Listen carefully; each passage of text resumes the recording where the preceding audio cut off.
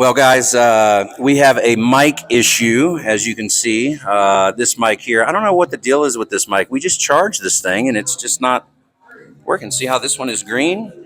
This one is like black, so I'm not really sure. So this one here is going in the trash.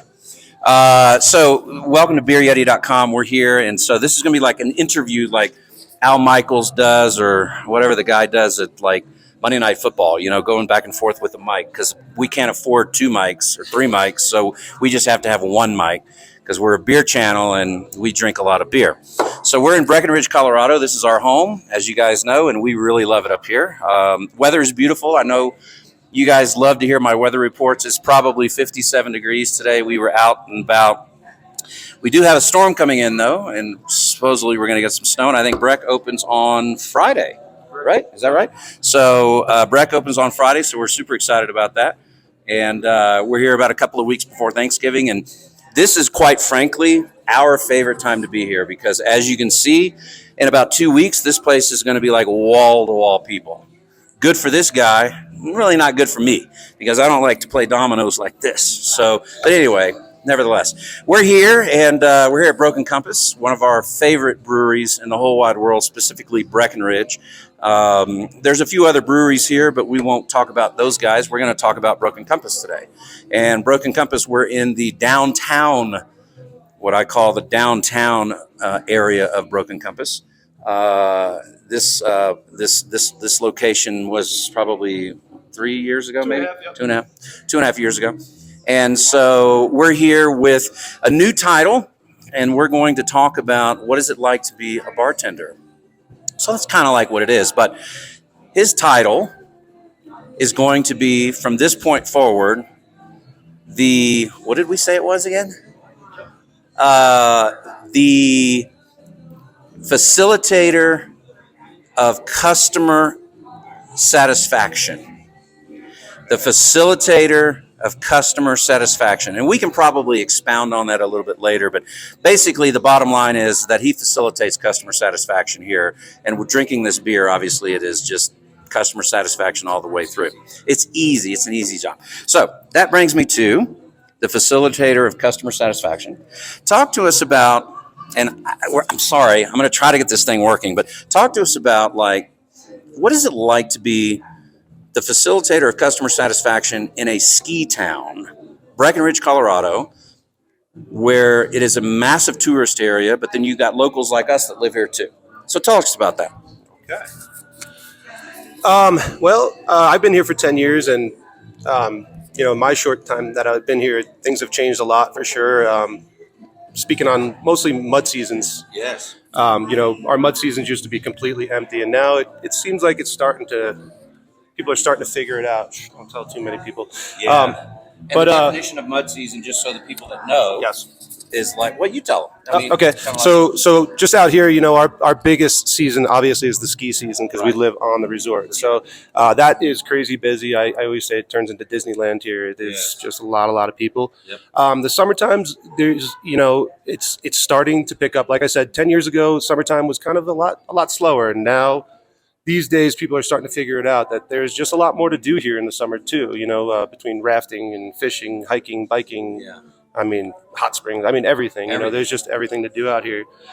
So, other than those two seasons, we from time to time get some big storms like we did. But last week we got 18 inches. Yeah, 18 inches, and we call it mud season because that snow drops fast and it also melts fast. So it kind of turns everything muddy and a little bit sloppy. But you'd hear shoulder season, but we just call it mud season because we get more snow than most people. Got it. So talk to us about, like, people come to your bar, right? So you've been here doing this for how long? I've been bartending for 12 years. I've been working here for about 6. And then how did you get the job? Spending a little bit too much time on the other side of the bar. Right. I literally was hanging out with my wife, and we were sitting at the bar having a beer, and it picked up. It got really busy. And the bartender, longtime friend, knew that I was in the business. I was working at restaurants, so he asked if I could help clean up some dishes, do some dishes and stuff like that. And I started pouring some beers and fell in love with it, and that's it. Talk to us about your customers. Like, we were talking earlier before we take this, and I mean, you're a multitude of different things. Obviously, you're customer satisfaction, but tourists. Talk to us about like facilitator. I mean, do you feel like you should be working at the visitor center across the street or what? No, no. I like serving beers to people. I like the fact that you come in here to have a beer, whether you're happy, sad, angry, just every emotion kind of calls for having a beer with your friends. And one of my favorite sayings is, if you keep buying your buddy a beer, you'll be buddies for a lot longer. You just keep owing each other one, and you'll stay friends for long. I like that. Yeah, as for our clientele, it's crazy to think that it is a pretty healthy mix of locals and tourism, because we go from 5,500 people year round to we could take 40,000 people up a lift in 1 hour. So it's a big jump of people, but you look around here right now, and everybody I see here is local and people that I know. So you think that a tourism town like this, it would just be all tourists, but no, our locals love us and support us, and that's why we have year-round business, and we've been going for 9 years strong. Wow. So one of the things that I wanted to point on was that when I mentioned the visitor center, I'm sure that a lot of folks come to you and say, hey, where's the best place to eat, or that kind of stuff, right? Yep. But at the end of the day, you're serving, and I love the come in happy, come in sad, come in whatever. And I love the fact that you're giving these folks, whether they're tourists or locals, your friends up there, and we do appreciate your time, because he is the only person here serving. So these guys really put in a lot of time and effort, and they really want to talk to the customer, and this is just part of it, right? Mm-hmm. But nevertheless, Broken Compass has made a name for itself from the standpoint of it is pretty much the first, other than Breck, obviously, which is different deal, the first craft brewery in Breckenridge, really, out there on Airport Road, and then of course they moved here. So last thing is that from the standpoint of saying you came, if I remember correctly, you're from the Northeast, if I remember right. I'm from Long Island, New York. Long Island, okay. So what brought you to Breckenridge, and do you see yourself living here for a very long time, or is this kind of just a chapter in your life where you go, okay, well, I've done that, I want to do something else. I've lived in a ski town, now I want to go to a beach town or whatever. So talk to us about that and what brought you here, because the normal thing is that I came out here to ski and I loved the summers and I stayed. Yep. And I don't know if that's your story or not, but what brought you here? And then that's the second to last question. And the last question would be, how much do you really love the job, because of the fact that you get to talk to so many people of all different types of walks of life, whether they're coming in from a tourist or your friends or somebody that just comes in here, just passing through, going from Fairplay to Denver. Right. So talk to us about that. Okay. All right, let's see if I can hit all those questions. That was a lot of questions. What brought you to Breck? All right, what brought me to Breck? I lived on Long Island, New York. And I worked with a buddy out there who we were big snowboarders. We would take 6-hour driving trips up to northern Vermont, ski for the day, and then drive home. It was just absolutely ridiculous. By the way, driving tired is way worse than driving drunk. Yeah. Don't drive drunk either, though. But what brought me out here is actually we were lucky enough to get a transfer manager that moved out of Boulder, Colorado, and saw what we were doing for these day trips, and he basically was like, "You guys are crazy." Yeah. He's like, "You should move to Colorado," and he specifically said, "You should move to Breckenridge." And that's really weird just to say that. Yeah. And my buddy that's been living out here for 12 years, I've been living out here for 10 years. He literally wrote his resignation letter on a napkin and handed it in. And was like, "I'm out in 2 weeks." Packed his car, came out here. It took me about a year and a half to come visit him, but after that year and a half, I was living here 6 months later. It's just, you fell in love with it. And of course, the ski resort's incredible. The people out here are incredible. Everybody's pretty much here for the same reason, so it's easy to get along with people. Yeah. But yeah, I mean, just even walking down Main Street in the middle of a 2-foot storm in January and it's 12 degrees out, it's still just peaceful, and I like the fact that you can just walk all over town. Like you don't need to start your car at all. Right. The bus system, the free bus, Free bus, clean, yeah. clean buses. Yeah. You know, and again, you know, everybody's nice, so the bus drivers are there to help you Yeah. and all that.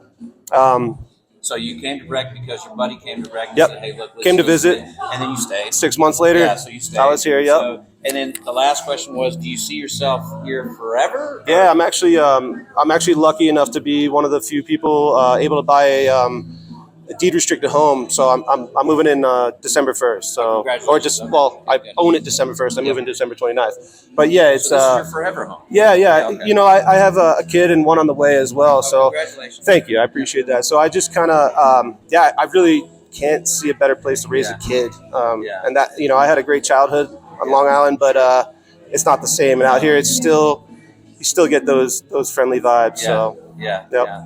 That's something that I definitely want to close on, is that, you know, just walking here, you know, we parked back here in this lot a couple, I don't know, 300 yards, not very far. The people here, we've been in Breck, as I said, since 2008, so we're newcomers, right? So, you know, it is local visit. almost another 15 more years and I will qualify. The people here are super nice. I mentioned the parking lot. I mean, we were walking up and a young lady was walking out of the taco joint here next to a Broken Compass and, "Hey, do you need any help?" "No, we're good," because she thought we were, you know, tourists. You know, the reality is that, again, you know, like you said, don't tell everybody, right? But the reality is, this is a fantastic town. It is a fantastic town, and we love it up here. You've got great people. You've obviously got great views, lots of stuff to do. And in my opinion, mud season, shoulder season, whatever you want to call it, is one of the better times to be here.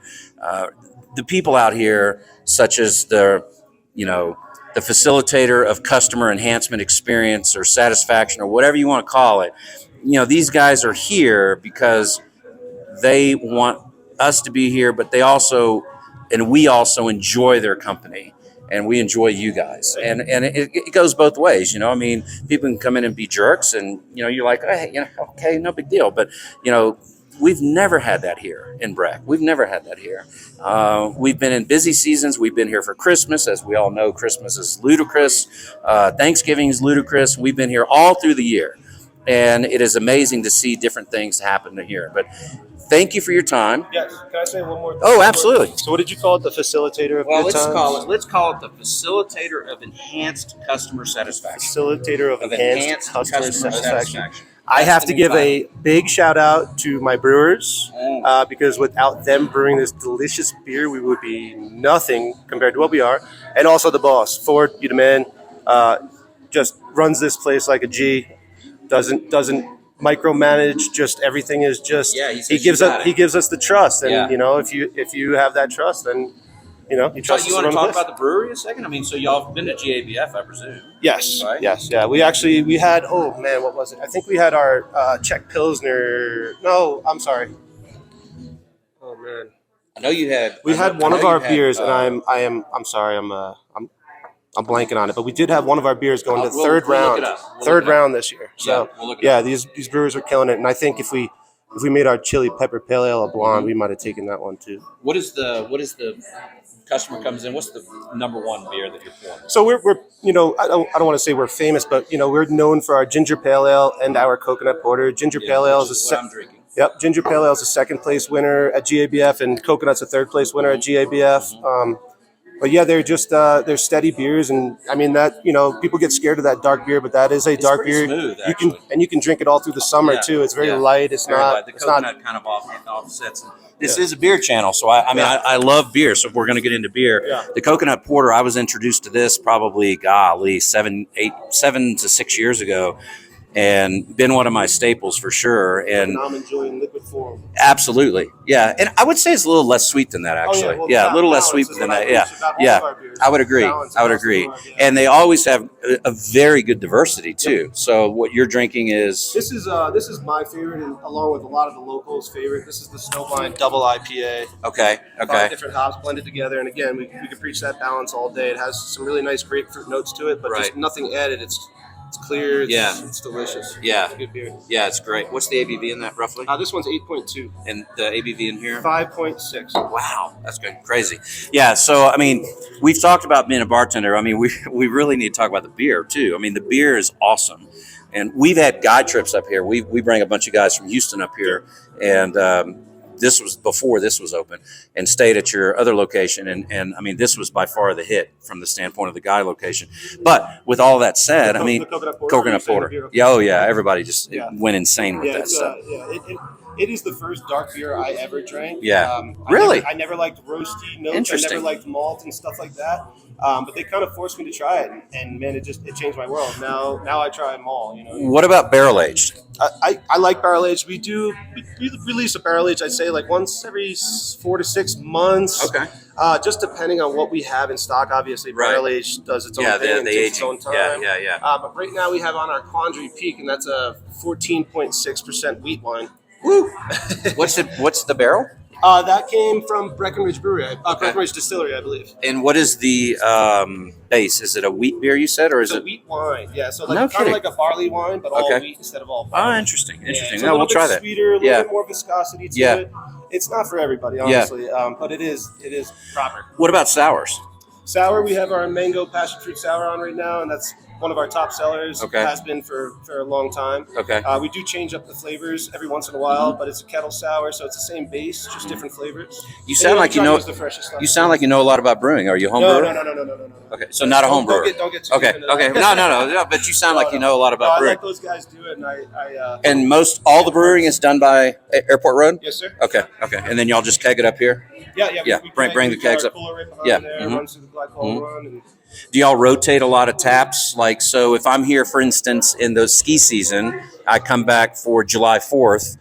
Should I expect to see a lot of the beers, or do you like you rotate should a lot? expect to see a lot of the same beers. We always have our Pilsner, we always have our Red, we always have our Snowblind, Coconut, Ginger. Okay. A lot of our IPAs stick around, but we do rotate one to two of those IPAs. Okay. And that's not a bad thing. They're all fantastic. Okay. But yeah, like Hefeweizen will be gone. That peach blonde will turn into something different. So the Hefeweizen will be gone in this winter. Yeah, I believe Yeah, we're that's gonna more be of a getting summer rid of beer. that one. Yeah, it's like our Oktoberfest Yeah. beer. That's what we had on Main Street this year for Oktoberfest. Right. Sold out of it. Right. Shout out to the brewers. again. Shout out to the brewers for sure. I mean, these guys do a fantastic job. I noticed a dog over here, so you can bring pets in here, obviously. Absolutely. Okay. Yeah, we don't have a kitchen or an ice machine, so we don't have any need to not have animals in here. Okay. They're encouraged as long as they're well behaved. Sure. And then you can bring food in here, I presume. You're always welcome to bring food. Perfect. We do have a brunch menu here from 11 till about 3 o'clock. Okay. But you're still welcome if you made a sandwich and you're on the mountain, you want to walk across the street and have a beer with your sandwich. Grab a that's fine. pizza or something, or a taco or whatever. Okay. And then at your airport location, can you go to like, I'd recommend bringing food with you Yeah, before you okay. get there, just because we're a little bit more in the industrial area. Yeah. But there's a fantastic Mexican restaurant right around the way, and then there's a couple pizza deliveries. Yeah, exactly. So definitely check this brewery out for sure. I mean, it is one of the mainstays for sure. I would say, again, the first craft brewer, I know we're going to get pushback on that, but the first craft brewer in Breckenridge for sure. Number one brewery 2 years in a row, Colorado. Yeah, absolutely. And congratulations on that too, for sure. Absolutely. These guys know what they're doing for sure. And with 2 locations, there's no reason not to come for sure. Whether you're coming off the mountain here, whether you're staying at a house in the Highlands or down north of town, whatever you want to do, but come and enjoy these guys, and make sure you visit with this guy because he's gracious. He's given us his time. Again, he's the only guy here, and he's busting his butt to talk to us for sure. So again, the title is. Do you remember? Oh my God! Come on. Come on, think. I know this is going to be a running joke. The facilitator of enhanced customer experience. Right. We're going to get you a shirt for that. We should get that. All right, the facilitator of enhanced customer experience. I love it. Thank you for your time. Thank you. Enjoy. It's going to be fantastic. Thank you. Cheers.